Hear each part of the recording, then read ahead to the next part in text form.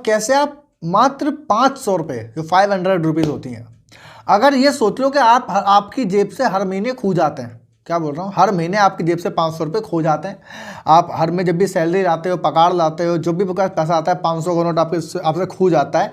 ये अगर माइंडसेट बना लो और इस माइंडसेट को आने वाले कुछ सालों तक बना लो, तो ये आपको मालूम है जब ये आपको पाएंगे, मतलब ये जो 500 रुपये आप जो खो रहे हैं आपके पास है, जब ये पाएंगे तो इनकी कीमत 1 करोड़ 2 करोड़ से ऊपर हो सकती है, समझ रहे हैं। और अगर ये 1000 रुपये हो गए तो इनकी कीमत 3 करोड़ 4 करोड़ और कई बार 5 करोड़ तक भी हो सकती है। क्या बोल रहा हूँ, ये समझ नहीं आ रहा होगा ना, दिमाग फट रहा होगा, सोच रहे होगा क्या बताना चाहता हूँ, लेकिन समझिए, खाली मुद्दे पर चलते रहिए, है ना, कि अगर आपकी जेब से हर महीने 500 रुपये खोते रहें, मतलब अब हर महीने 500 रुपये एक जगह लगाते रहो, हर महीने 500 रुपये सही जगह इन्वेस्ट करते रहो, तो यू नो व्हाट, ये आने वाले कुछ सालों के अंदर करोड़ों का रूप ले सकते हैं।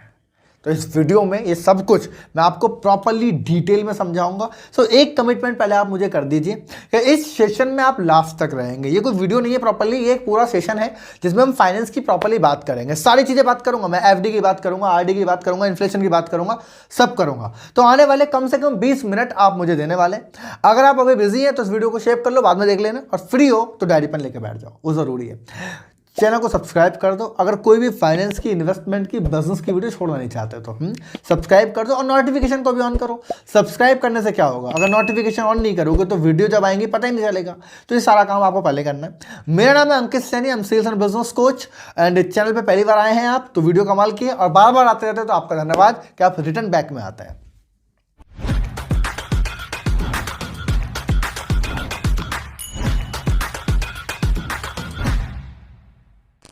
यू नो व्हाट, 3 तरह की कैटेगरी में इंसान जीता है इस दुनिया के अंदर। पहला पुअर, मिडिल एंड हमारा अमीर इंसान, जो हर इंसान बनना चाहता है।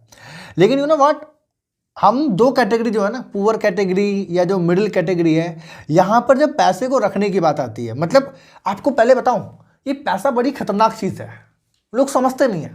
लोगों को लगता है पैसा बहुत छोटी चीज है, लोगों को लगता है पैसा ही तो है, अरे कहीं भी लगा दो, कुछ भी ले लो, मतलब बेवकूफ़ी से पैसा का इस्तेमाल करते हैं। मैंने एक बुक में पढ़ा था, बड़ी खतरनाक चीज है कि लोग अपने पैसे को जानबूझकर बर्बाद करते हैं, मतलब जानबूझकर अपने पैसे को फेंक के गड्ढे मार देते हैं, ले खराब कर दिया पैसा।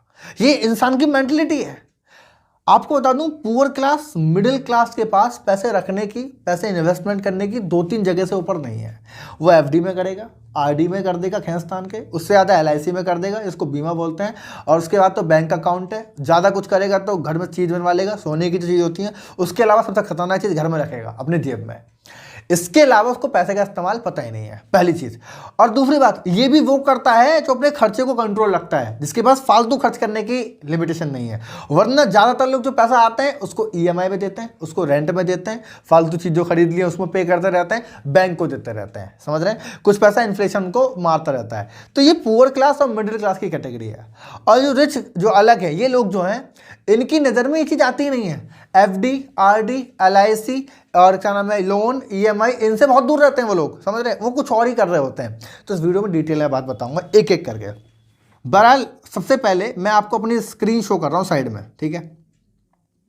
स्क्रीन शो जब मैं कर रहा हूँ ना, तो स्क्रीन शो पे मैं आपको, आप भी स्क्रीन शो कर सकते हैं। और मैं आपके सामने गूगल ओपन कर रहा हूँ। क्या कर रहा हूँ जी, गूगल ओपन कर रहा हूँ। आपको आई थिंक मेरी स्क्रीन अभी विजिबल होगी कि मैंने गूगल आपके सामने ओपन कर लिया है। और मैंने जो भी बोला ना, तो उसका मैं आपको प्रॉपरली स्क्रीन पे दिखाऊंगा कि कैसे कैसे ये एक्चुअल में काम करता है, ठीक है जी। तो सबसे पहले हम बात करेंगे कि जब मिडिल क्लास को इंसान होता है तो वो अपने पैसे को इन्वेस्टमेंट करना चाहता है, यूज़ करना चाहता है, रखना चाहता है। तो सबसे पहले कहाँ रखता है, वो रखता है एफडी के अंदर, राइट। एफडी एक बढ़िया ऑप्शन होता है जहां वो पैसा रखना चाहता है, जहां पे उसको 7-7.5% का रिटर्न मिलता है। तो सबसे पहले हम देखेंगे कि एफडी में एक्चुअल में रिटर्न कितना मिल रहा है, राइट। बड़ा सिंपल सा कैलकुलेशन है, आप लिखेंगे एफडी रिटर्न रेट, ऊपर ही आगे लिखा हुआ, आप देख लेना। अब मैंने जैसे ही क्लिक किया आपके सामने आ गया, ठीक है। आप गूगल पर चेक करेंगे, अगर आप अपने पैसे को एफडी में गिरते हैं तो, राइट। आपने गूगल किया और थोड़ा सा नीचे गए तो आप देखेंगे कुछ बैंक के नाम आ गए, जहां पे आप देख रहे हैं 3.5% से लेके 6.5%, 4 से लेके 7% समथिंग, और हाईएस्ट भी जो मेरे सामने दिख रहा है वो है लगभग 7.5%, जो कि पोस्ट ऑफिस में है, ये मिलता है, राइट। और इसमें एक टीनेजर डेट भी है कि 10 साल तक रखना पड़ेगा, इतने साल तक रखना पड़ेगा, तब ये होता है, राइट। आपको समझ में आ गया। अब मुझे एक बात बताइए, अगर आपको 7% भी ऑलमोस्ट मिल रहा है तो इन्फ्लेशन कितना बढ़ रहा है, महंगाई कितनी बढ़ रही है? 7%। पैसे का फायदा क्या है? पैसा बढ़ कहाँ रहा है? उतना का उतना है, कोई फायदा थोड़ी है। तो जहां आप पैसे को रख रहे हो, नंबर 1 एफडी में अगर आप पैसे को रख रहे हो तो आपके सामने है, मैं कुछ नहीं कह रहा, मैं बना के नहीं बोल रहा कि जो मेरा मन किया मैंने आपके सामने बता दिया। तो पहला, अब एक चीज़ और दिखाएं, पूरा दिमाग लगाएंगे बैठ के। एफडी के बाद एक वर्ड आता है जिसको बोलते हैं आरडी, लोग आरडी में भी करते हैं, मैं शॉर्ट में लिखूंगा, आप देखना, RD return investment, right, RD return rate, ठीक है जी, ऊपर ही कर लेते हैं, नीचे जाने की जरूरत नहीं है।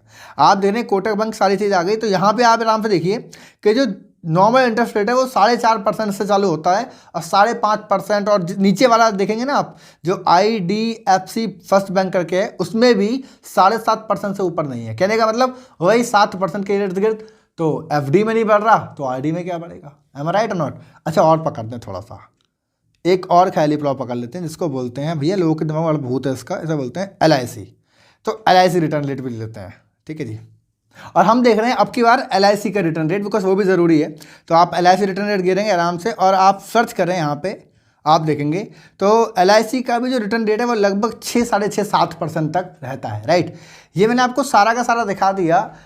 एक मिडिल क्लास इंसान इन 3 जगह पे पैसा रखना ज़्यादा सेफ समझता है। FD में करा देगा, RD में करा देगा, पोस्ट ऑफिस भी कराएगा तो लगभग 7% ही रहता है, LIC कराएगा तो भी 7% रहता है।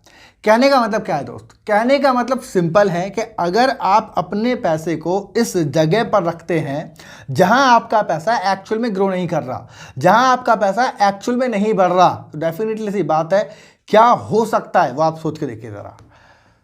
आपका पैसा अगर एक्चुअल में मल्टीप्लाई नहीं करेगा तो क्या होगा, सोच के देखिए। तो मैंने जैसे स्टार्टिंग में आपको बताया था कि आप अपने पैसे को सही जगह लगाओ। आपको मालूम है, अगर जरा सी कैलकुलेशन आप समझें, जरा सी अगर आप एजुकेशन पे ध्यान लगाएं, तो आपको समझ में आएगा कि राइट जगह इन्वेस्टमेंट आप करेंगे तो ज़्यादा बेहतर हो पाएगा। रिच माइंडसेट के लोग कहाँ पर इन्वेस्टमेंट करना पसंद करते हैं? For example share market, right. For example अगर मैं बात करता हूँ, डेट इज़ SIP करते हैं, म्यूचुअल फंड करते हैं, रियल एस्टेट में करते हैं, क्योंकि रियल एस्टेट के अंदर सालाना जो रिटर्न होती है लगभग 11 से 12% होती है। SIP के अंदर लगभग 15 से 20% होती है। शेयर मार्केट के अंदर भी 15 से 20% होती है। अगर आपको सेफ खेलना है तो mutual fund is the best. अगर मैं आपको बता दूं, चलो यहाँ पे थोड़ा सा लेके चलेंगे, एक बार स्क्रीन पे मेरे साथ और आ जाइए, और मैं आपको SIP का और बताना चाहता हूँ। गूगल पे है ना, SIP रिटर्न रेट कितना होता है, मिनिमम की बात कर रहे हैं हम लोग, ठीक है। तो पॉलिसी बाजार के थ्रू हम देखें तो SIP का जो मिनिमम रिटर्न होता है, आप देखिए नीचे पूरा कैलकुलेशन आ गया, ये रहा, ये SIP का मिनिमम रिटर्न होता है।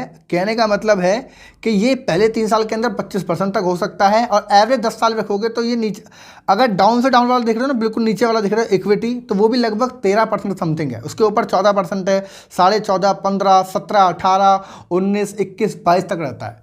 कहने का मतलब 15 से लेकर 20 तक तो ऑलमोस्ट रहता है SIP के अंदर। अब मुझे आप खाली बताइए, आप बोलोगे परसेंटेज का कितना असर पड़ता है, मैं अभी समझाऊंगा, लेकिन पहले मुझे आप सिंपल इतना बता दीजिए, क्या 7% वाला बेहतर है या 15% वाला बेहतर है ना? अगर आपका इन्फ्लेशन ही 7% बढ़ रहा है, अगर 7% ही आपकी महंगाई बढ़ रही है, तो कॉमन सेंस लगाइए कि आपका पैसा 0 है। लेकिन अगर 15% लगाते हैं तो आपका पैसा एक्चुअल में मल्टीप्लाई कर रहा है। जैसे कि जब मैं SIP कैलकुलेटर खोलूंगा, दोबारा स्क्रीन पर आएंगे मेरे साथ, और मैं आपको दिखाता हूँ SIP कैलकुलेटर, कि जब आप अपने पैसे को इन्वेस्टमेंट करते हैं, मान लो आपने कुछ पैसा इन्वेस्टमेंट कर दिया, तो पैसा कैसे मल्टीप्लाई करता है, राइट। फॉर एग्जाम्पल हम वही बात करेंगे जो मिनिमम है, ज़्यादा बात नहीं कर रहे।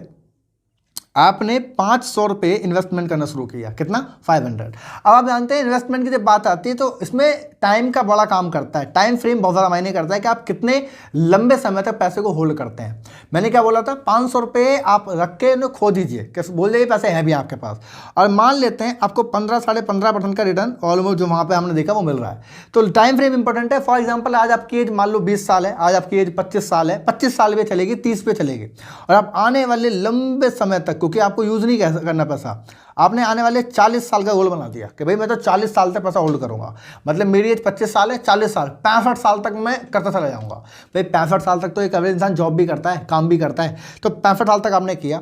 तो अगर 500 रुपये इन्वेस्टमेंट किया, आप देखेंगे मात्र 2.5 लाख रुपये आपने इन्वेस्टमेंट किया है मात्र, और 40 साल के अंदर आपको जो रिटर्न मिला है लगभग 2 करोड़ रुपये का मिला है। कहने का मतलब लगभग 2 करोड़ 11 लाख रुपये आपको ऑलमोस्ट मिलते हैं। आप इन्फ्लेशन वगैरह अगर लगाओगे भी तो भी इसकी कीमत 1 करोड़ से ऊपर होगी। अगर इन्फ्लेशन लगाओगे, बोलोगे इन्फ्लेशन माइनस कर दो, तो भी 1 करोड़ रुपए से ऊपर की होगी। मात्र आप 500 रुपये इन्वेस्टमेंट करते हो और इसी को बढ़ाकर अगर आप ऑलमोस्ट 1000 रुपये कर देते हो, 1000 रुपये आप ऑलमोस्ट कर देते हो, तो ये 4 करोड़ हो जाता है।